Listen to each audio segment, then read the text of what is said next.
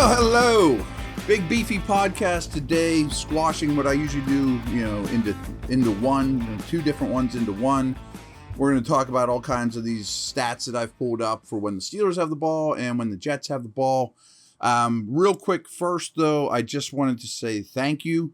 My weekly War Room article every week. I read every comment, try to comment back with you guys, and just wanted to say kind of blown away with how positive the responses have been from many of you. So thank you very much. Just want to let you know that it doesn't go unnoticed. Steelers, when they have the ball, they're throwing the ball right now 62% of the time. That's like league average and much different than what we've seen in the past. I mean, in the past 2 years, only the Bucs threw the ball more than the Steelers. I'm much more comfortable with 62%. I like their run-pass ratio right now. One thing about Deontay Johnson that isn't his fault at all, but he is last in generating after the catch yardage. I think some of that's just circumstance, small sample size. Maybe some of the passes haven't been, in stride to hit him the way he's been used. But he has received double-digit targets in all 3 games this year. He's the only receiver in the league to have at least a 30% target share in each one of the games this year. That's a big deal. I am a big believer in yards per route run. How many yards do you create every time you run a route, whether you're thrown to or not? Deontay's at 1.72. It's a pretty good number, a big number. Claypool is at 0.73, and Pickens is at 0.64. Pat Freiermuth at 1.7, which is a very, very good number for a tight end. 86% of Claypool's snaps have come out of the slot. He has also been targeted 6 times exactly in each game this year. The Jets are allowing 9.7 yards per target to opposing wide receiver. That is 31st in the league, and they also have a league-high touchdown rate to that position. So, could be a good week for the Steelers receivers. Jets defense last week held Joe Mixon to just 24 yards on his 12 carries, and the Bengals only averaged 2.5 yards per rushing attempt. The Jets for the season are holding opposing rushers to 3.7 yards per carry, a very, very good number. Their run defense has been good. Some snap count stuff for the Steelers. Mason Cole missed 4 plays this year, but otherwise their starting 5 has been out there for every play on the offensive line. As you would imagine, the receiver snaps are really dominated by Deontay playing 160. Claypool has played 167. And Pickens has played 140. No one else has played more than 20 at the wide receiver position. Freiermuth played 149, and Gentry's played 62. Much different than last year is the running back usage. And basically, we're seeing a 2-to-1 split in Harris's favor over Warren. He's played 126 versus 52 for Warren. However, Warren is averaging 4.7 yards per rush, and Harris is averaging 32 yards per rush. 3.2 yards per rush, sorry. Collectively, though, the Steelers running backs average 3.6 yards per touch. That's last in the NFL. And I think I misspoke. Harris is averaging 3.2 yards per rush, not touch. Sometimes some of this stuff gets convoluted. The Jets don't have anyone on their team with more than a sack and a half, and have only sacked the opposing quarterbacks 5 times through 3 games. And along those lines, they blitzed Joe Burrow 10 times last week. And on those 10 plays, Burrow completed 7 of 10, 119 yards, 2 touchdowns. It's not really how they're designed to blitz, and it did not go well. As you remember, Ben Roethlisberger was the fastest, basically, in the league of getting the ball out of his hands. Mitch Trubisky's at 2.7. That's right around league average. His completion percentage is a little below average, but his yards per attempt, 5.5, is at the bottom of the league. And, his EPA is 29th per dropback. And if you take out his first down attempts, he's averaging just 4.3 yards per attempt, worse than the league. So he's been at his best on first downs, but in general, none of that's particularly good. Against the Browns, just 6 of Trubisky's 32 pass attempts were between the numbers, and 4 were completed. On his targets in the mid-range from 10 to 20 yards downfield, Trubisky was 9 of 12. So I think that's a neighborhood they need to attack more often. This is disheartening. Steelers have punted on half of their possessions. That's the highest percentage in the league, 50%. Pittsburgh is last in the league in yards gained per drive. Ooh, yuck. We know time of possession is a huge problem for the Steelers. They're last in the league with that. But they do play fast on offense. Only 4 offenses snap the ball more often per minute of regulation play than the Steelers. Maybe slowing that down wouldn't be a bad idea either. Give the defense a little bit of a rest. Maybe not play so fast. I think that's something to address. The Jets defense allows 8 points on average in the first quarter of games and 14.7 in the first halves of games. Both those numbers are right at the bottom of the league. And here's another one. Points per drive. Steelers are only producing 1.36 points per drive. Only 6 teams are worse. Yeah. All right, so buzz through those. We'll take this quick break, come back, and talk when the Jets have the ball.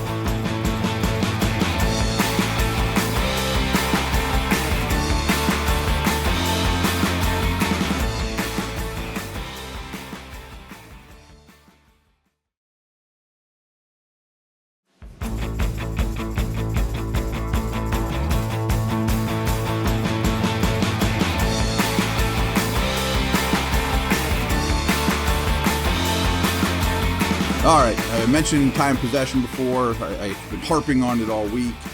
On average, the Steelers are playing 77 snaps of defense per game, by far the most in the league. To give you a frame of reference, Houston, who is dreadful, they're playing 72 snaps per game of defense, so 5 whole snaps. So that's by far the worst in the league.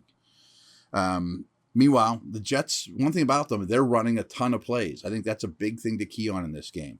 You mentioned the Steelers are on the field for 77. Well, the Jets run 76 offensive plays against the Bengals and on average run 74 plays per game. That leads the league.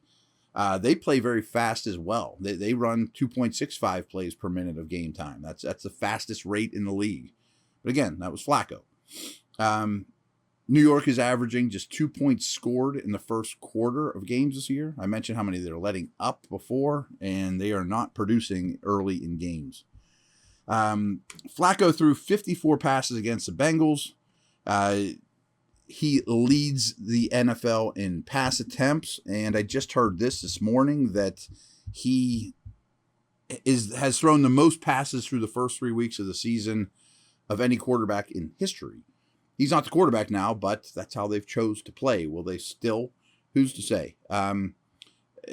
However, only Kyler Murray and Trubisky are the only quarterbacks that have a lower yards per completion than Joe. So it's been a lot of, I recruited Joe to Pitt, so that's why he's Joe to me. Sorry. But a lot of backs catches, and we'll get to that kind of stuff. A lot of tight end usage. So we're going to see Zach Wilson. Here's some stuff from his rookie season. He started 13 games as a rookie. 9 touchdowns, 11 interceptions. Averaged just under 180 yards per game. Completed just over 55% of his passes. 6.1 yards per attempt, was 50th of all quarterbacks, and his average depth of target was 30th. He was very high in time to throw, 3.05 seconds, and this is disheartening. When Wilson was on the field, New York averaged 4.55 yards per play. That would have been last in the league if extrapolated over an entire season. Again, he only played 13 games. This is the most pass-happy team in the league. Not surprising. I just told you the Flacco stats, but they're throwing the ball 74.3% of the time.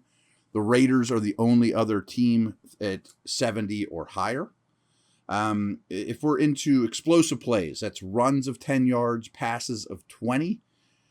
New York's offense has only created more explosives than the Chargers and Bengals. So they're 30th in explosive plays.